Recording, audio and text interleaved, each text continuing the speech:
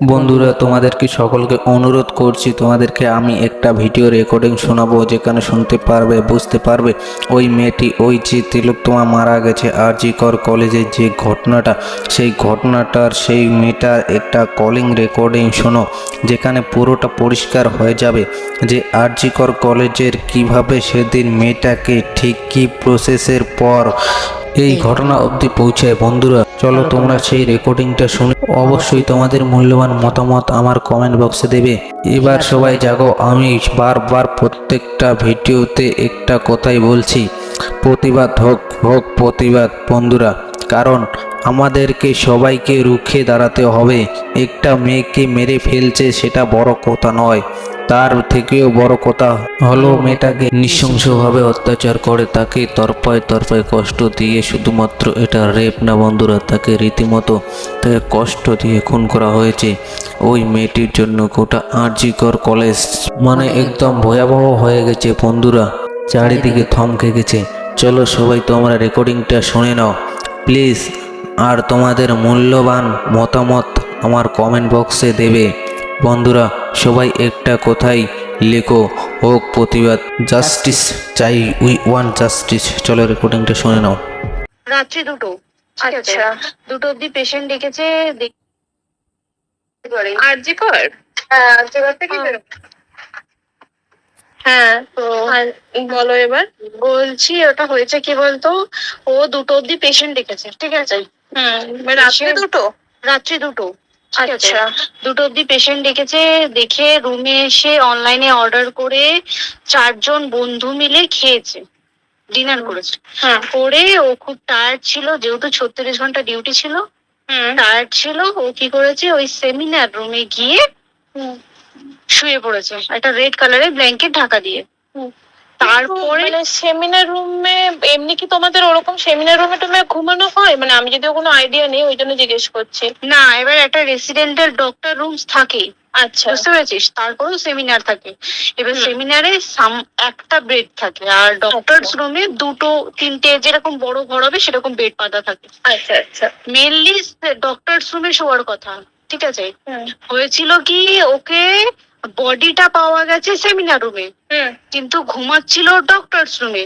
যে রুমটা তোর এখন ভাঙা হয়েছে, দেখেছিস রুমটা ভেঙেছে, একটা ভিডিও ঠিক দেখছিলাম। বাথরুমের পাশেই, হুম। ঠিক আছে, মানে বাথরুমটাকে অজুহাত দিয়ে হুম। ওই রুমের দেয়ালটা ভেঙে দিয়েছে। অ্যাকচুয়াল কাণ্ডটা ঘটেছে তোর ইয়েতে, ওই রুমটার ভেতরে, ডক্টর রুমে। ডক্টরস রুমে। ডক্টরস রুমে ঘটনাটা ঘটেছে, ওই বডিটাকে ডক্টর রুমে ওই দিন আর কেউ ছিল না, খালি মানে অনলি ওই দিদিটাই ঘুমোচ্ছিল। হ্যাঁ, এবার তোকে আমি বলি, অন কলে নিশ্চয়ই একজন থাকবে না, ওর জুনিয়র সিনিয়র মিলে থাকে, এমনকি থার্ড ইয়ার একজন থাকবে, সেকেন্ড ইয়ার একজন থাকবে, প্লাস ফার্স্ট ইয়ারের ইন্টার্নশিপরা যারা থাকে তারা ইন্টার্নরা থাকে। আর চেস্ট এমন একটা ওয়ার্ড হচ্ছে, কোভিড এর পর থেকে প্রায় হামেশাই সবার শ্বাসকষ্ট হচ্ছে, মানে আসছে মানেই শ্বাসকষ্ট হচ্ছে। আর চেস্ট ওয়ার্ড আর চেস্ট মেডিসিন দুটোই পাশাপাশি ওয়ার্ড, ঠিক আছে। তো কেউ কি শুনতে পায়নি?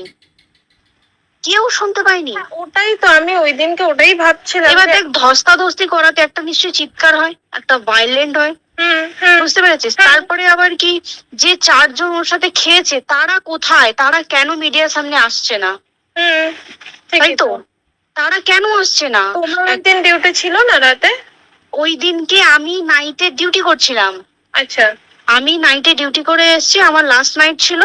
তো আমার তো 3 দিন নাইট থাকে, 3 দিন নাইট থাকার পর লাস্ট নাইট ছিল, লাস্ট নাইটের পর বুধবার আমার লাস্ট নাইট। বুধবার রাতে ঘটনাটা ঘটেছে, আমি বাড়িতে এসেছি, রীতিমতো বাড়িতে এসে শুয়ে পড়েছি। 3টের সময় আমার কাছে ফোন এসছে যে সবাইকে ডেকে পাঠিয়েছে, ইমিডিয়েট আয়।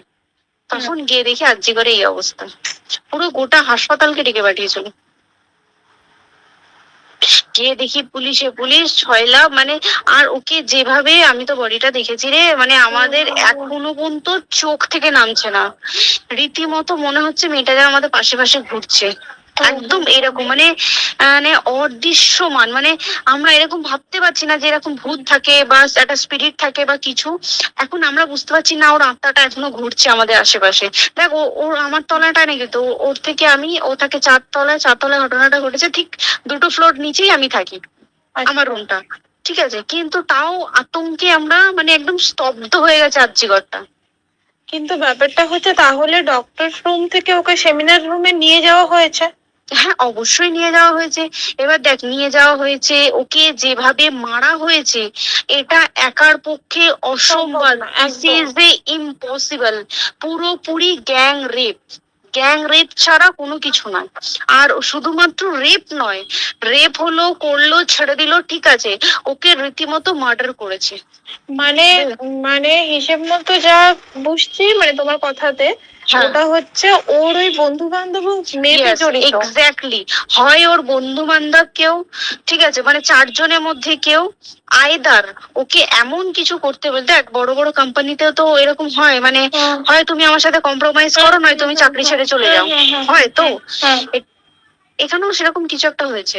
যাকে যে ক্রাইম করেছে সেও কিন্তু নর্মাল ডক্টর নয়, কিন্তু সেও একটা ভালো পোস্টে র্যাঙ্ক করছে, বুঝতে পেরেছিস? তবেই কিন্তু পুরো ব্যাপারটাকে হসপিটাল চেপে যেতে চাইছে, পুরো ব্যাপারটা। তাহলে এই সিভিক যে ও কোথা থেকে আসছে? এবার তোকে আমি বলি ওটা কোথা থেকে আসছে। আমাদের প্রিন্সিপাল চেঞ্জ হয়ে গেছে, ডেপুটি সুপার চেঞ্জ হয়ে গেছে, তারপরে আমাদের ওই অ্যাসিস্ট্যান্ট সুপার চেঞ্জ, সব চেঞ্জ হয়ে গেছে। তারপরে যে ওয়ার্ডের ডাক্তাররা ছিল, সিস্টাররা ছিল, ওয়ার্ড বয়রা ছিল, মাসিরা ছিল, সবাইকে ডেকে এখন সাসপেন্ড করা হয়েছে। তারা কোথাও যেতে পারবে না, রোজ গিয়ে কোর্টে গিয়ে দেখা করছে। আজকেও কোর্টে গেছিল সবাই। তারপরে তারপরে তোমার তোর এগুলো হলো, তারপরে তোর কি বলে, আরে বল না, ওই সিবিআই এটা হয়েছে কি, মানে ও সে সঞ্জয় রায় যে ধরা পড়েছে, অ্যাকচুয়াল কিন্তু ও নেই, ঠিক আছে, ওর এতটা ক্ষমতাই হয় না, ও অত রাত্রে কি করতে যাবে, অত রাত্রে ওখানে কি করতে যাবে? ওর না পেশেন্ট, ও নাকি বলছে দালাল পেশেন্ট নিয়ে গেছে, তো পেশেন্ট নিয়ে যখন গেছে দিদিটার রুমে যখন যাবে, নিশ্চয়ই দিদিটার রুমে কোনো কাগজপত্র দেখাতে যাবে, সেই অবস্থায় গিয়ে দেখে যে এরকম এরকম ঘটনা, তা ঝাঁপিয়ে পড়েছে ওর উপরে। এরকম কিছু নেই, তাও কিছু নয়, শুধু গেছে, দেখছে ড্রিঙ্ক অবস্থায়, ওকে ক্যামেরায় দেখা গেছে ড্রিঙ্ক অবস্থায় গেছে আর এসছে, এইটুকুই দেখা গেছে। তারপরে হচ্ছে কি, তোর অনেক রকম, এখানে অনেক রকম ব্যাপার আছে। যে দিনকে ঘটনাটা ঘটে তার ঠিক দুদিন পরে ওই সেমিনার বাথরুমের অজুহাত দিয়ে ডক্টর যে রুমের দেওয়ালটা আছে ওই দেওয়ালটা ভেঙে দিয়েছে। কেন? প্রথমে ওকে বললো সুসাইড করেছে, আমাদের যখন ফার্স্ট খবর আছে তখন সুসাইড করেছে। তারপরে যখন হসপিটালে যাই তখন গিয়ে শুনছি নাকি না, সুসাইড করেনি, এটা রেপ করেছে, রেপ করে মার্ডার করা হয়েছে। বুঝতে পারলি, এখানে বিশাল বড় একটা গেম চলছে। আর যে ওর উপর কি রাগ ছিল মানে? হ্যাঁ হ্যাঁ হ্যাঁ হ্যাঁ হ্যাঁ হ্যাঁ, একদম আমি তোকে কি বললাম, শোন, তুই যদি কারোর সাথে কম্প্রোমাইজ করিস তাহলে তো পোস্ট করবে, তুই কারোর সাথে কম্প্রোমাইজ করবি না তোকে মার্ডার করে দেবে, মানে ওরকম টাইপের কিছু বলতো তো? এরকমই টাইপের কিছু একটা ছিল। আইদার খুব রাফ, মানে খুব রাগ, খুব মানে খুব ওর উপরে খুব ফ্রাস্ট্রেশন ছিল, যারই ছিল খুব ফ্রাস্ট্রেশন ছিল, শুধু ওকে মারিনি রে, রীতিমতো মার্ডার করেছে। ওর যে ক্ল্যাচারটা ছিল, ওর ইউরিন, সেটা ওর ইউরিনের রাস্তায় ক্ল্যাচারটা ঢুকিয়ে দিয়েছে, তুই জানিস?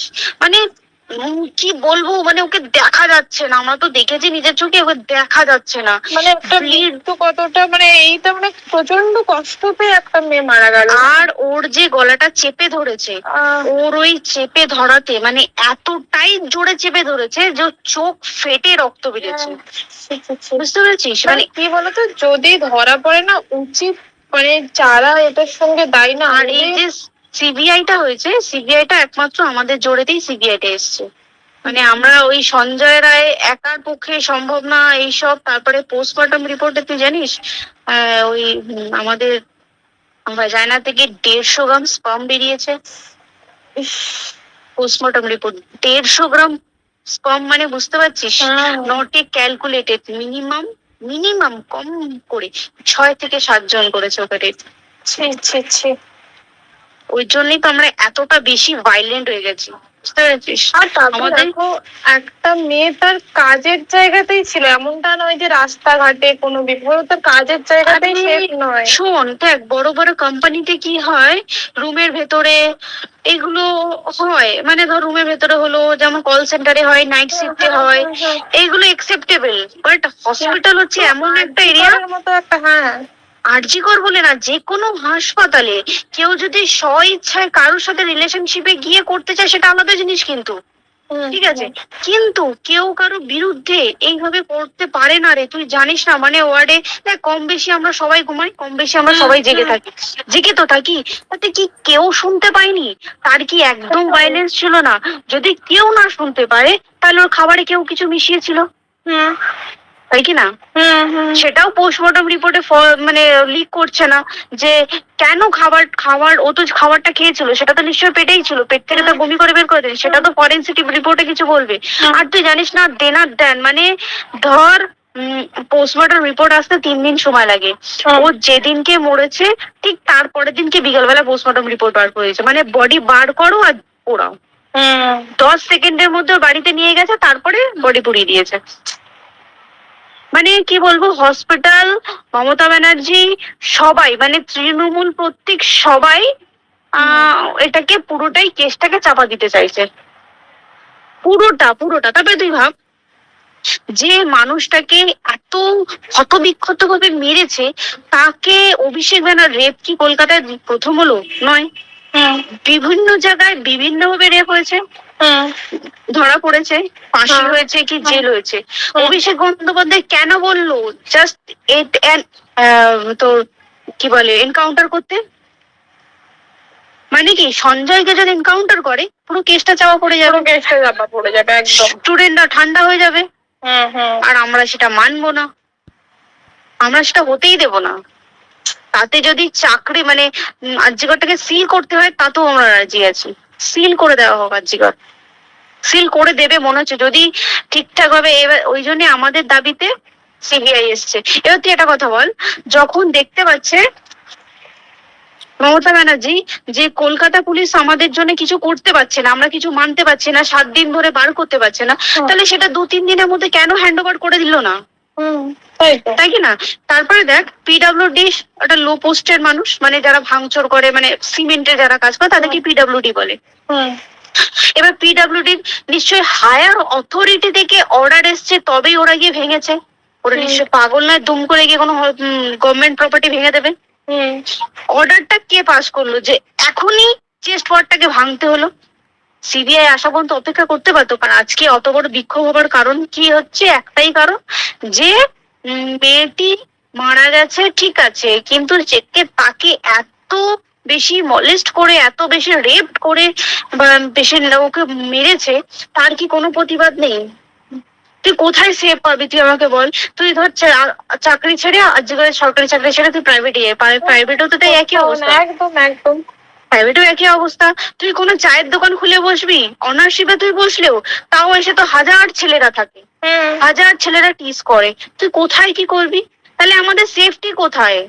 আমাদের মুখ্যমন্ত্রী মমতা ব্যানার্জি, সে একটা লেডি হয়ে তাহলে আমাদের কি সেফটি দিয়েছে? আমাদের কি লক্ষ্মী ভান্ডার দিলে প্রবলেম সলভ? পুরো মাসের আমাদের কি সব খরচা চলে যায় লক্ষ্মী ভান্ডারে? জানি না, আই ডোন্ট নো। মানে আমরা প্রচুর খেতে আছি, প্রচুর, মানে এর বিচার না চাওয়া পর্যন্ত তুই ভেবে চল কি এটা সলভ হবে না।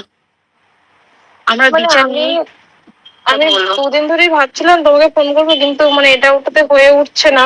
আর তোমাকে তো আমি ওই দিন রাতেই হোয়াটসঅ্যাপ করলাম না, এবার তখনই না আমি ব্যাপারটা অতটা বুঝতে পারিনি। আর আমার তার পরের দিনই ভোরবেলা ডিউটি, আমি সাবধানে থাকিস, হ্যাঁ তাই তো। এখন মানে তোমরাও সাবধানে থাকো সবাই। কি বলবো বল, কিছু বলার নেই। দেখ, আমাদের মধ্যবিত্ত মানুষরা আমাদের চাকরি করে খেতেই হবে, সোজা কথা, তাই কিনা বল? বাবা এত পুঁজি নেই যে বসে বসে খাবো, ঠিক আছে? সেই মেন্টালিটিও নেই, যদিও থাকে মেন্টালিটিও নেই।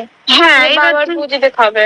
এবার একটা কথা তুই বল, চাকরিটা কোথায় গিয়ে করবো? তুই একটা বল, কোন স্টেটে গিয়ে চাকরি করবো? তুই আমাকে বল। ওই যেমন মানে এটা হয়তো আমার মা যেমন বাড়িতে থেকে 7টার মধ্যে ঢুকে যাও, দিদিকে তো ধরো অনেক রাত অব্দি 9:30 10টা অব্দি ল্যাবে থাকতেই হয় না। এবার তুই কি করবে বল, কি করবে বলো তো এখন? কিছু করার আছে? দেখ ল্যাবেও তো সব ছেলেরা আছে, ছেলে আছে মেয়ে আছে, তুই কাকে বারণ করবি, তুই কাকে বিশ্বাস করবি বল?